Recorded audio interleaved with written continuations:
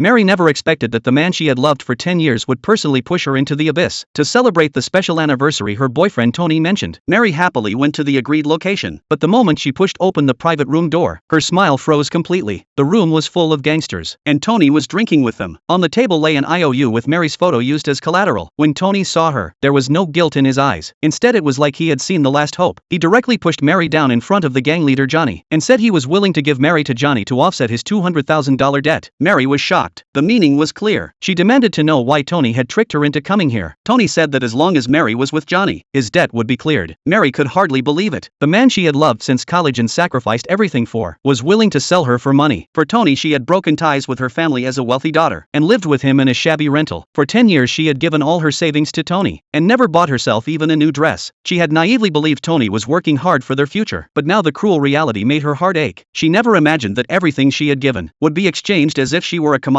But Mary was completely hopeless toward him. Suddenly a voice appeared in Mary's mind. The voice belonged to Jarvis. He was a character she had created perfectly in a virtual game. Whenever she felt lonely, she would enter the game and talk to Jarvis. But just a few days ago, the game had come to life. Jarvis appeared in the real world at her company. This Jarvis looked exactly like his game version, and knew everything about Mary, even claiming they had known each other 10 years ago. Mary was shocked by the surreal situation. She sternly warned this man from the game not to act rashly, but she could not help feeling a little moved, because he was so attentive and gentle toward her. But now the illusion shattered. Reality struck her the cruelest blow. Johnny stared at Mary with evil intent. Tony and his accomplices held her down, forcing her to drink. In despair, Mary suddenly remembered the phone Jarvis had forcibly given her. She used her last bit of strength to dial the number. The moment the call connected, the private room door was kicked open with a bang. Jarvis appeared directly behind her, with a group of black-clad bodyguards following. Johnny, who had been arrogant a moment ago, immediately knelt in fear when he saw Jarvis. Jarvis did not even look at him. He walked straight to Mary, who was crouched in the corner. He took off his suit jacket and gently held her in his arms. Then he pulled a delicate jewelry box from his pocket. Inside was a dazzling diamond necklace. "How did you know today is my birthday?" Mary was completely stunned, because it was indeed her birthday, a day she had almost forgotten herself. Seeing this man who could easily handle everything, Mary was filled with deep confusion and a faint, unexplainable fear. She wondered about Jarvis's true identity. Why even a gangster like Johnny feared him? What did he mean by knowing her 10 years ago? And how many secrets did this man from the game still hold? She worried that having just escaped one scumbag, she might immediately fall into an even bigger trap.